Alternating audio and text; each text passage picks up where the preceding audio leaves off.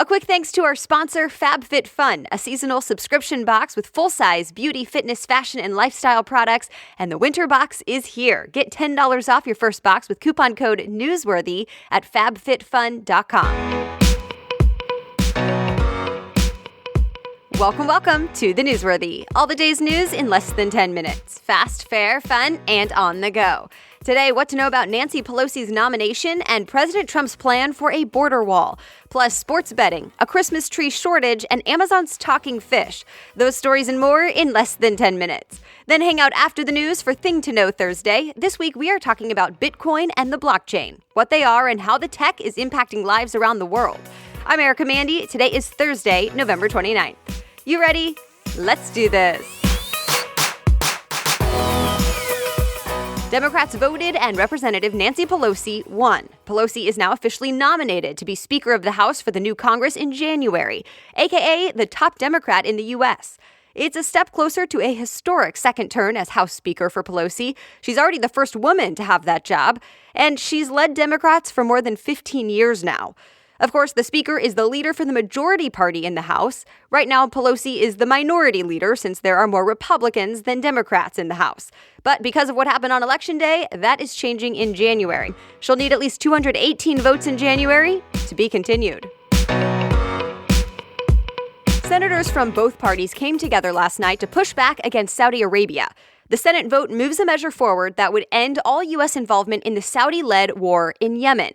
Even though the Trump administration does not want that to happen. Yemeni politics are complicated. But right now, NBC News reports the U.S. is providing Saudi Arabia with weapons and support to fight the Houthi rebels there. Officials like Secretary of State Mike Pompeo say ending U.S. support will actually make the situation worse. But many senators disagree. The vote comes after, 1, Saudi Arabia's involvement in the murder of the Washington Post journalist Jamal Khashoggi, and 2, what the UN has called the world's worst humanitarian crisis. Thousands of children have died because of the war there. Millions are on the brink of starvation. This is not a done deal yet. The Senate will debate more next week, and even if it passes the Senate, it then goes to the House. Stay tuned.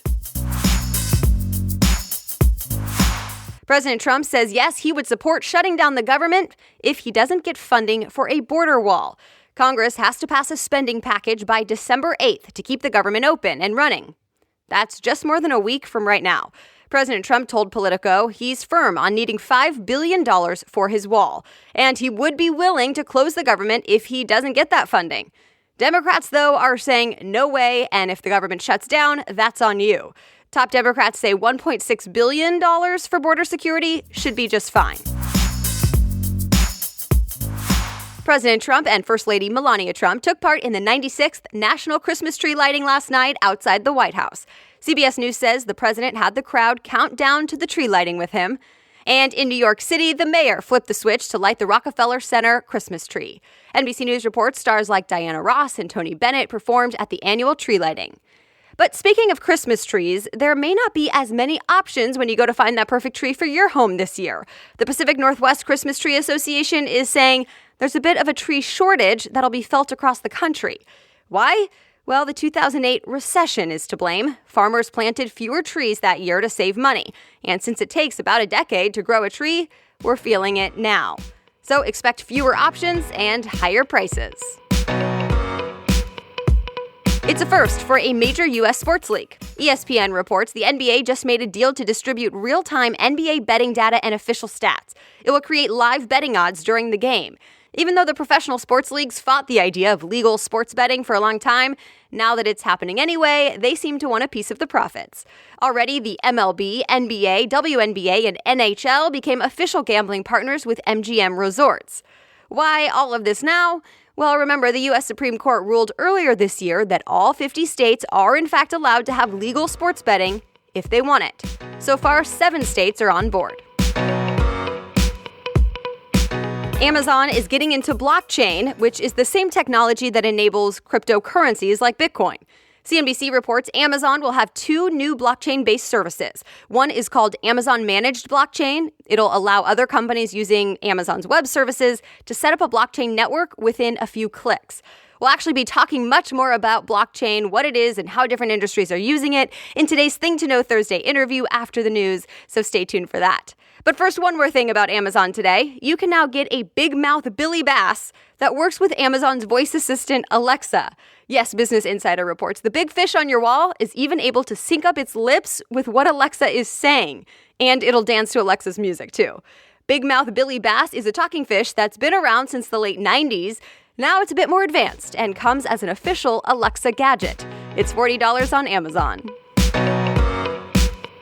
Today's sponsor keeping this episode free to you is Care of. If you feel too busy to take the daily vitamins you know are good for you, or you aren't sure which vitamins you should be taking, Care of is for you. It's a monthly subscription vitamin service that delivers completely personalized vitamin and supplement packs right to your door.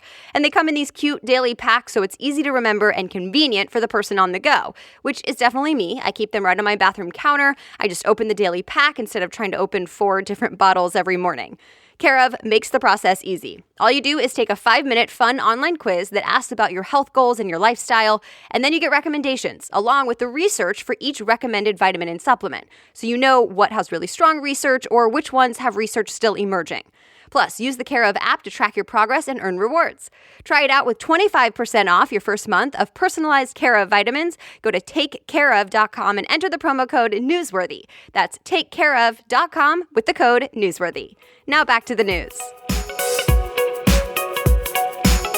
Get ready for a sequel to The Handmaid's Tale, the book version. The 1985 novel inspired the now Emmy-winning TV series, and the author, Margaret Atwood, tweeted she is writing another. It'll be titled The Testaments, coming in September 2019.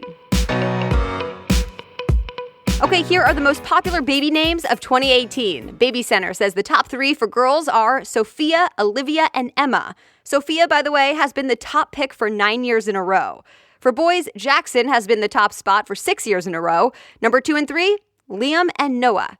Baby Center says the data comes from more than 740,000 parents who shared their babies' names this year. And that's it for the main news today, but it's now time for Thing to Know Thursday, where a different expert explains a different thing to know every Thursday after the news.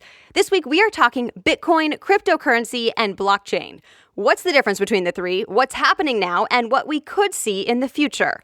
To be clear, we talk a little bit about the investment side of things, but mostly we're talking about how the tech is being used in all kinds of industries, from financial to even food. My guest today is Elsa Ramon. She's a 2-time Emmy Award-winning journalist who spent the last year traveling the U.S. and the world to explore and incorporate cryptocurrency and blockchain technology in our everyday lives. Her upcoming docuseries is called Adventures in Crypto. So here's my conversation with Elsa Ramon. Elsa, thank you so much for being here. Oh, I feel honored you asked. So I want to start by just not assuming that everybody gets Bitcoin and cryptocurrency. So how do you like to explain it to the average person? I think most people at this point have probably at least heard the word Bitcoin. And really, it's a cryptocurrency. And all a cryptocurrency is digital cash. That's it. It's in its most basic form. You don't need to get into the technology of how it works or what it does, because once it becomes mainstream and we use it every day, like money, we're not going to care how it's made or what the technology is behind it. We're just going to want to know, do I have the money or not, right? So it's a digital currency. So you just said once it goes mainstream. Yeah. The reality is some people are saying, the hype is over. Bitcoin just lost 80% of its value since its peak at the end of last year, I believe. So what do you say to people that are saying that this is just a fad? I can understand those feelings because, for one, cryptocurrency, Bitcoin, and all of the other coins that are referred to as altcoins or alternative coins, they're very volatile right now. So nobody likes to have volatility with their money. You don't want to look at your account and not know day to day whether it's going to be what you put in yesterday and then today it's almost all gone. The volatility really scares people. But this isn't the first time that Bitcoin has been through these ups and downs. I believe this is possibly the 3rd or 4th time that crypto, Bitcoin in particular, has soared and then come way down. So people who have been investing in Bitcoin and cryptocurrency since its inception, which is 10 years, by the way, have been through these ups and downs before. And really, you just have to stick it out And it's like an investment right now in that if you're willing to put that money down and invest it in Bitcoin or whatever it is you invest in, you're also willing to lose that money too. So you have to keep that in mind. You don't want to put all your eggs in one basket. Since you do think that it is going to go mainstream, do you have a feel for the timeline for that? When do you think more and more people will jump on board? I don't think, just from what I've experienced and all the people I've talked to in the last 6 months about learning about crypto and the people who are literally on the front lines of the technology of cryptocurrency, blockchain technology, which is, by the way, in its simplest form, the railroad that supports the cryptocurrency. That's all that really blockchain is. That's a very simplified definition of it. We're starting to see it just slowly here and there in mainstream. We saw the state of Ohio announce that they were going to start accepting Bitcoin as payment for taxes. That is huge. That is unprecedented. That is leadership that is looking forward and not looking back and not denying the fact that it is starting to, cryptocurrency and the technology it sits on blockchain, is starting to make a difference in people's lives. It's not going to happen overnight. Obviously, Bitcoin and the technology has been around for 10 years. And it's now, this year, really starting to make it into mainstream media.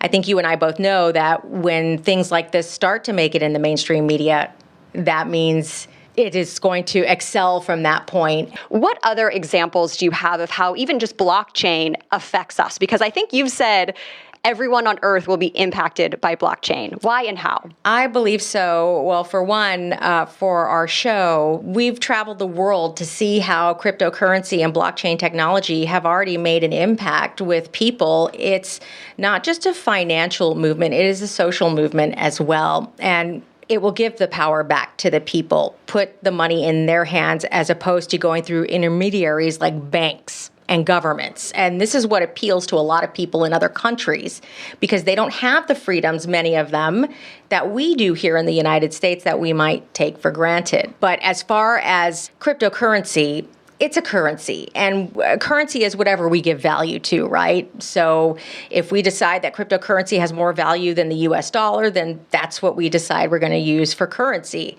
In my last year of doing the research and shooting for the show, I've realized that blockchain technology is the real star here because that particular technology and that railroad is going to change the way we have access to our own information, personal information, how we do business, how we buy homes, cars.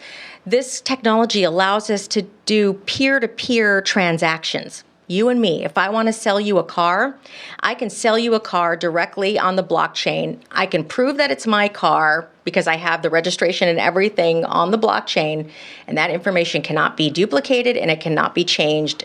And you can buy it from me, and I can verify your funds on the blockchain, and that's it. You don't have to go through, an intermediary. And it's the same with if you wanted to do a loan peer-to-peer, you can do a contract on the blockchain. It also is a form that's used to protect your identity and also preserve your identity. Think of refugees and people who are fleeing Syria and other war-torn countries who leave with nothing. They have no way to even prove their identity. On the blockchain, they can put their information on the blockchain and access it from anywhere in the world.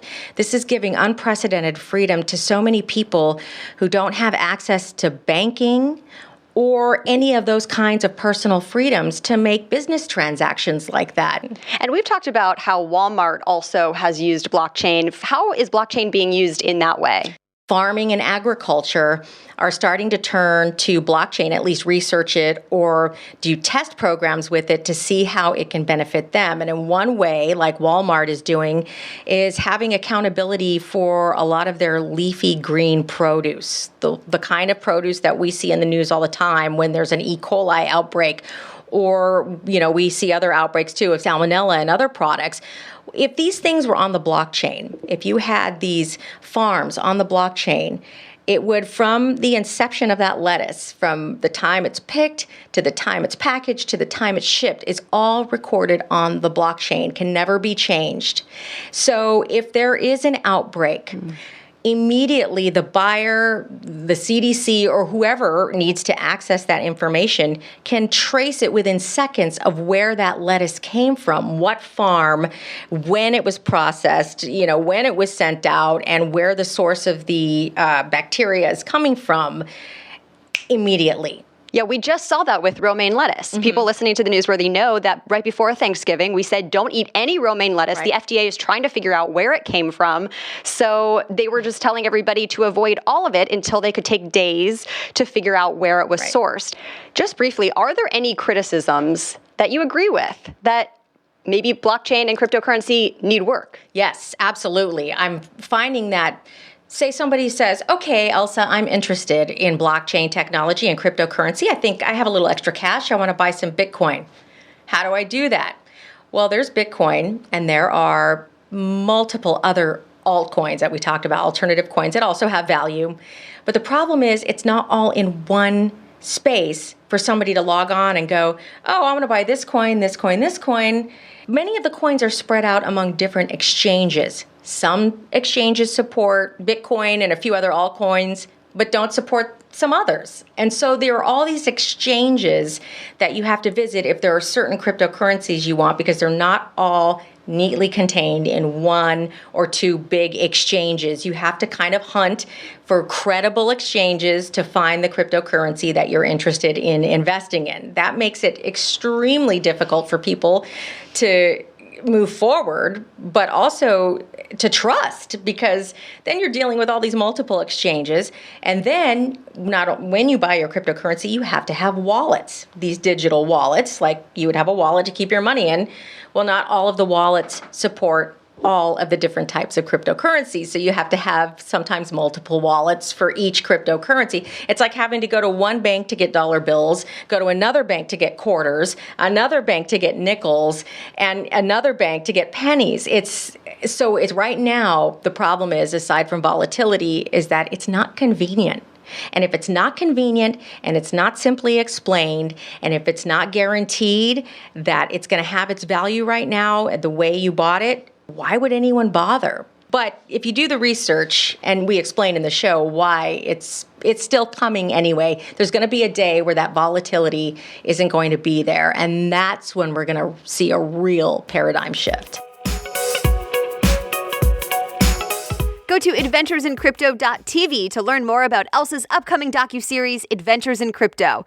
And of course, there are a lot of different opinions out there about this topic, so I'm posting links to articles that explore other takes on Bitcoin so you can read more perspectives. You'll find everything from today's episode in today's show notes on thenewsworthy.com. Just click episodes from the homepage and look for today's date. Thank you so much for listening. The Newsworthy is ready for you by 4 in the morning every weekday. We will chat again tomorrow. Have a great day.